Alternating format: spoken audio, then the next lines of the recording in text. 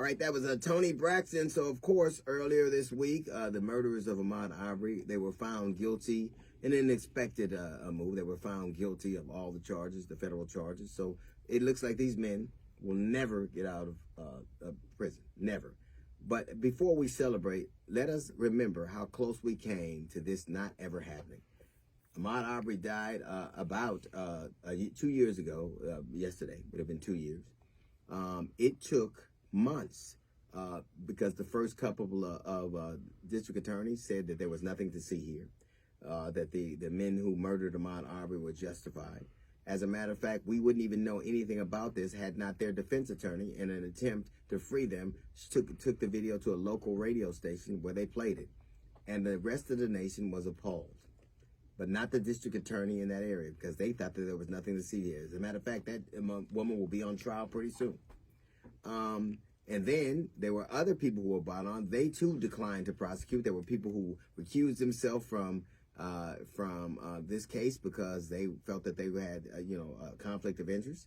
Finally, after we saw the video and there was hue and cry, they assigned it to a new prosecutor. Outside of that, there was a conviction. But that wasn't the end of it, because even after that, there was a plea deal that was put in place so that those three men could serve time in a federal penitentiary. Absent us finding out about it, absent us knowing what happened, those men would be doing life, but in a much easier situation in the federal penitentiary. Of course, people found out about it, brought pressure to bear. It didn't happen. But look how close this came to not happening. If we don't see the videotape, if we're not aware of the plea bargain that they had struck, we will have a different situation. Can you imagine what it takes, what kind of person you have to be to see that video and see anything but a heinous murder?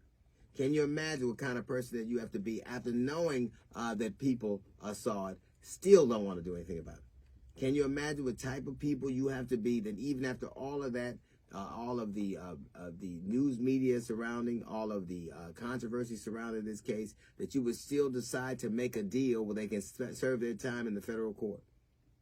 Because that is what it looks like.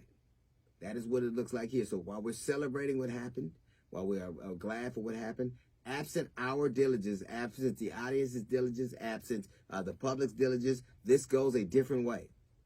Because in the United States of America, when you are black and brown, justice is said to be blind, but we can't be. We can't be. Those men are not in jail because they saw that video. They're in jail because we did. They're not in jail. They weren't recused of that of the plea bargain deal that was sent in the federal court because they saw this because we did. So the state of our justice system requires our participation. We have to hold their feet to the fire because they won't do it. Imagine a world where you see something like that and say there's nothing to see here, and then pretending like the system works because we did what we were supposed to do and it did not. Absent those things, absent people paying attention, absent the hue and cry of the public, we have a decidedly different thing. Men never being charged, or men going away and spending their lives in a much easier situation. That is the state of justice in America. She can be blind, but we cannot. There's a little note from the GED section. We got a jazz report come up in 15 minutes. It's the D.L. Hughley Show.